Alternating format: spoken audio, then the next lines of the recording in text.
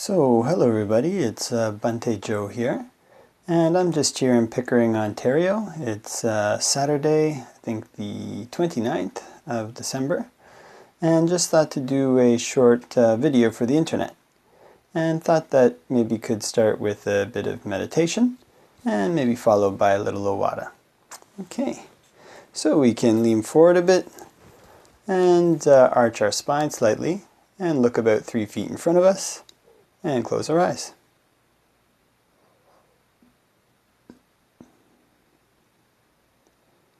And we can focus in on the breath.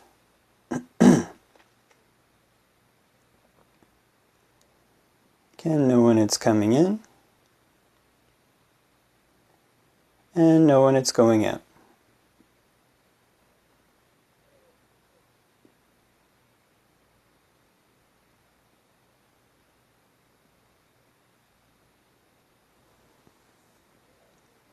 If we breathe in a long breath, can just know I'm breathing in a long breath. And if we breathe in a short breath, can just know I'm breathing in a short breath.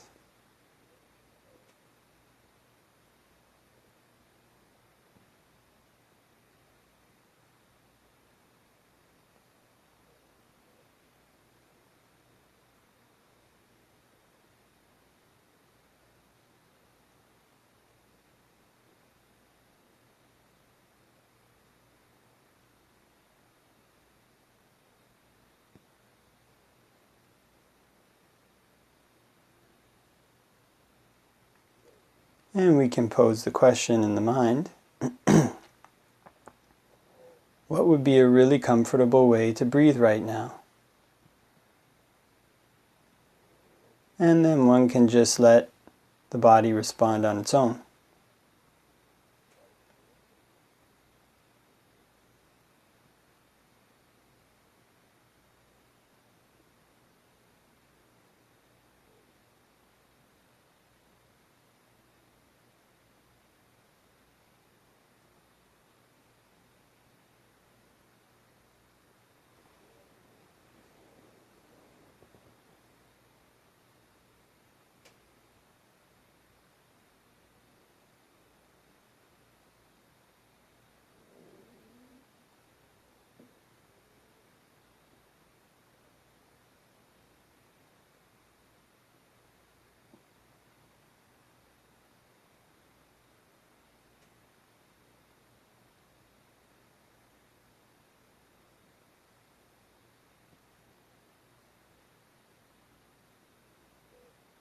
And can try to make mindfulness as continuous as possible, all the way through the in-breath.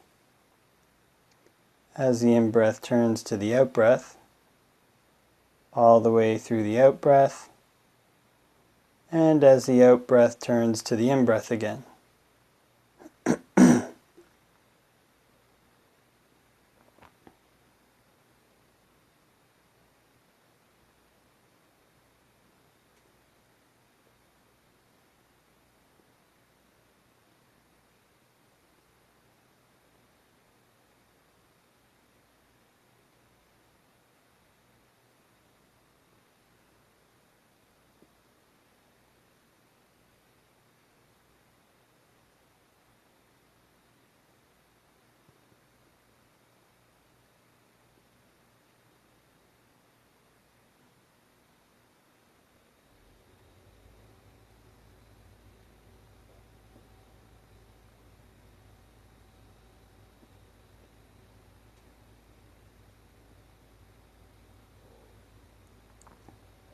And before we finish meditating, can think back over the last 5 minutes or so here, and can just ask ourselves, what did we try out that worked well? And maybe what did we try out that didn't work so well? So the next time we sit down to meditate, can try to do what worked well again, and see if we get the same results. And this is one of the ways you can learn about cause and effect in meditation practice, and can learn to develop it as a skill.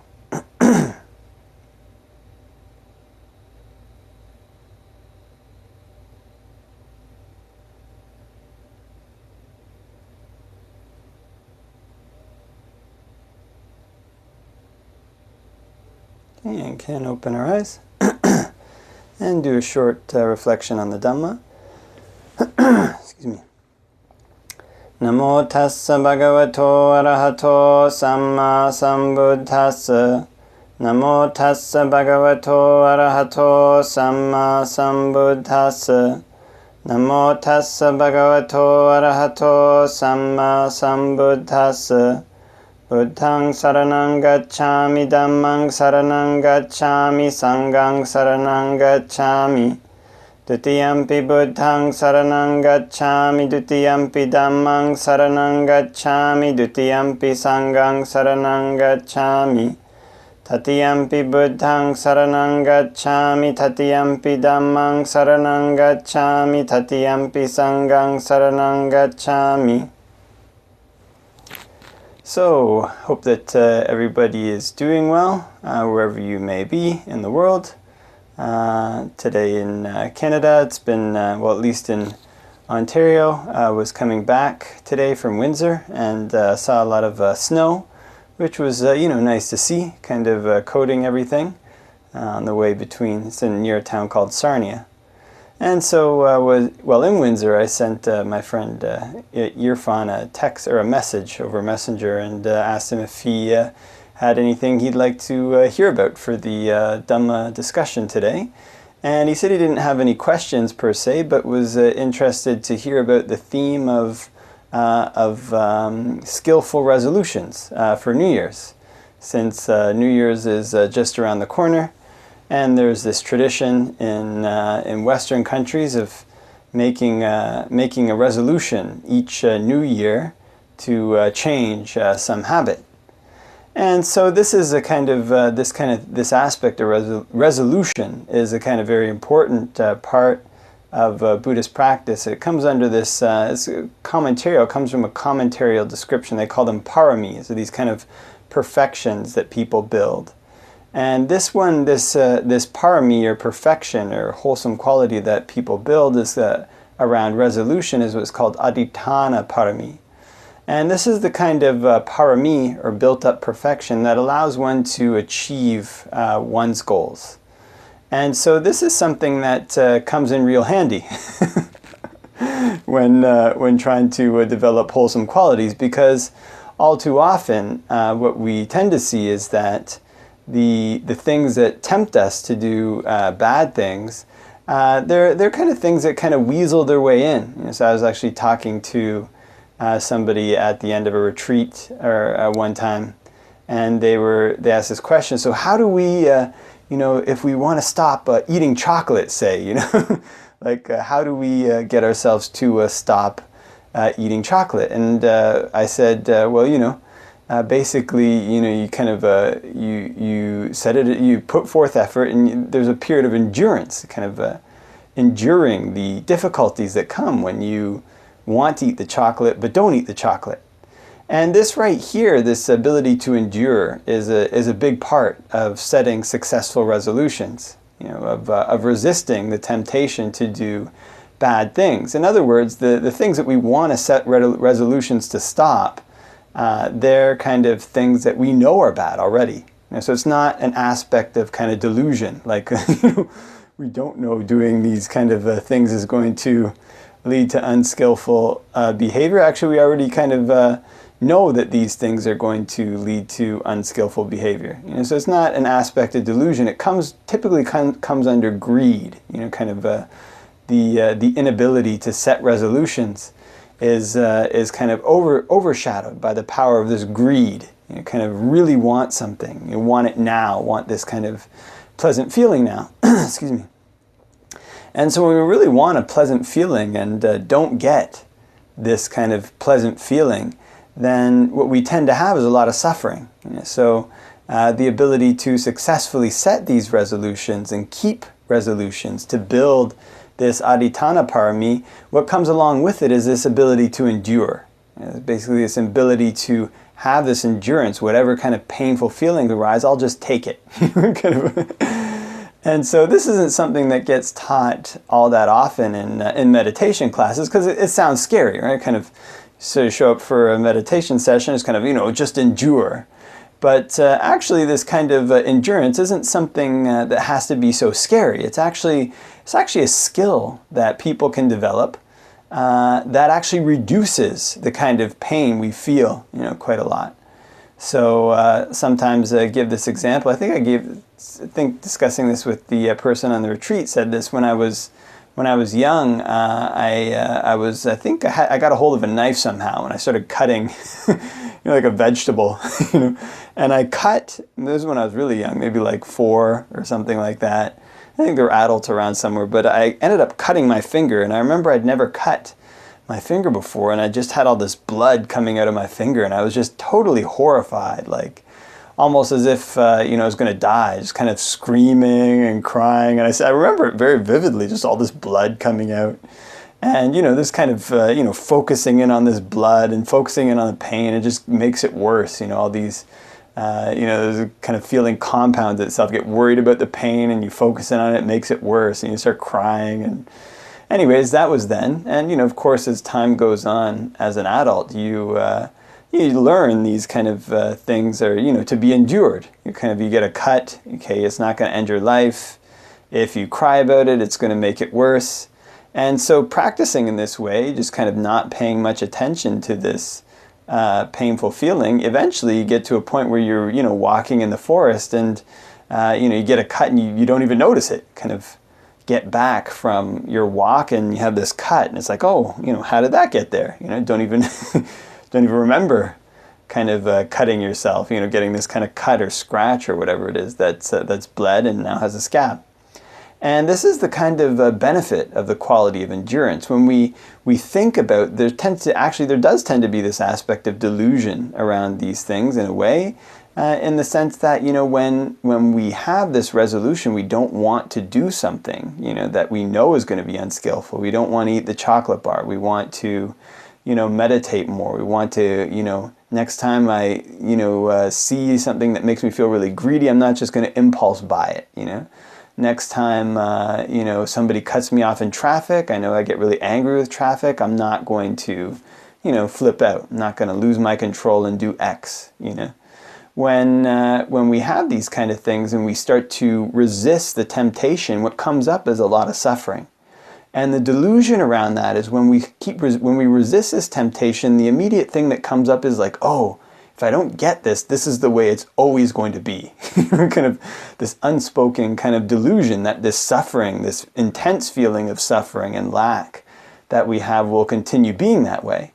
And of course, that's not the case. When we learn to practice this quality of endurance around resolutions, then the suffering actually keeps getting less and less until the day comes when, resisting this thing that we've been wanting to resist, we don't even notice it.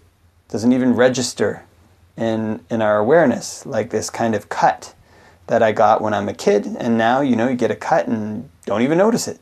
It comes from practicing this quality of endurance, which is an important thing to setting successful resolutions. In other words, knowing when we want to do something that we haven't done yet and has been difficult to do in the past, there's going to be upfront difficulty.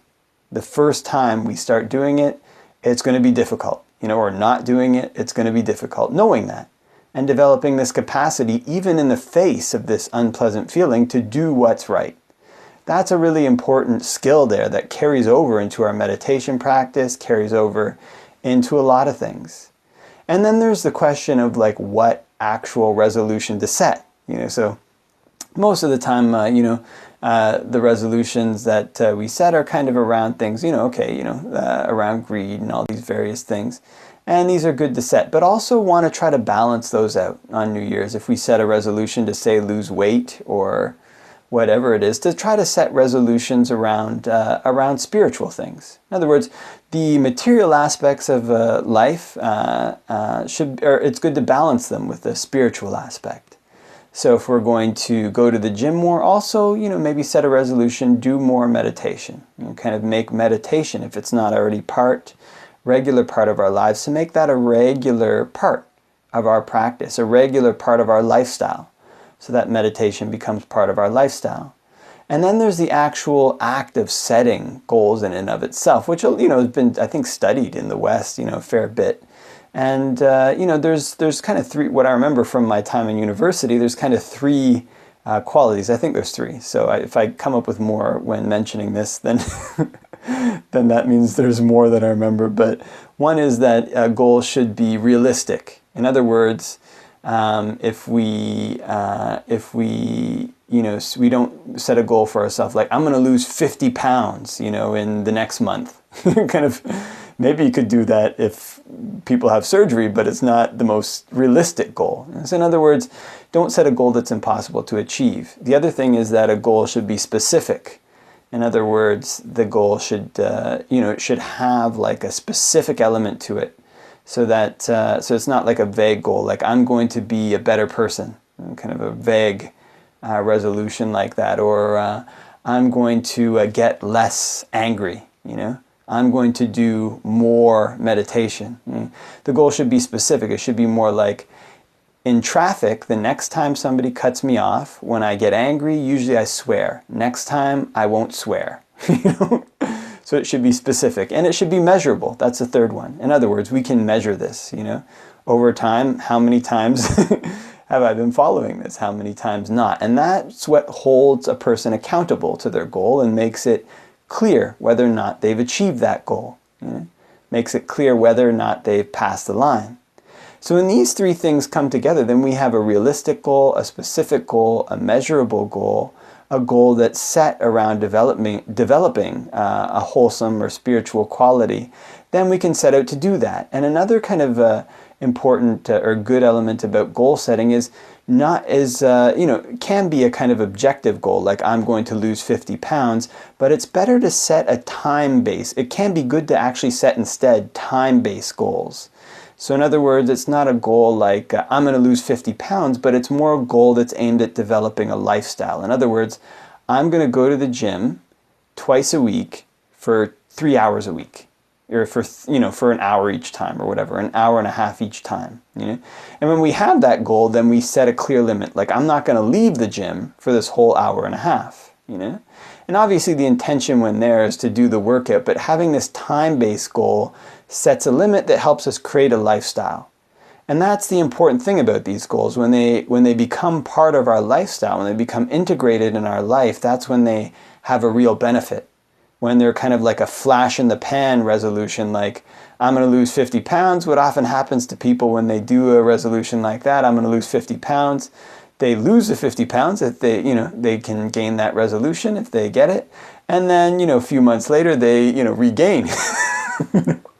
Can regain the 50 pounds, And sometimes they do drastic things to lose 50 pounds. Might like cut out all carbohydrates from their diet and only eat meat and vegetables, which might not be very healthy, or, might, whatever it is, might fast and eat like a very small amount of food for several weeks, and okay, now all of a sudden you're slim, but your metabolism slowed down and you start eating a normal amount again, you gain all your weight back.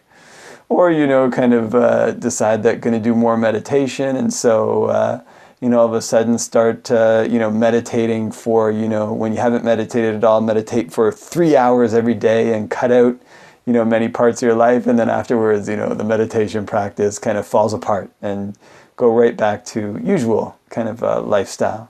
So in other words, we learn to set a goal that's realistic. This is something I can keep up over the long term. Specific, we know exactly what the goal is, and it's measurable. And then it's also good to set these goals that are more time-based, not necessarily like a discrete goal, like I'm going to meditate, I'm going to meditate, or a discrete goal like I'm going to achieve the second jhana this year. Don't know if you're going to get that or not, We kind of instead set the goal, I'm going to meditate for, a half hour in the morning, a half hour at night, or a half hour in the morning, 15 minutes at night, which is realistic, every single day, unless there's an emergency, something like that. When we set a goal like that, it becomes integrated into our life. And when that happens, that's when these good potentials in our goals start to grow. Because oftentimes the spiritual goals that we set, they're not something we can really put a discrete thing on so easily. Like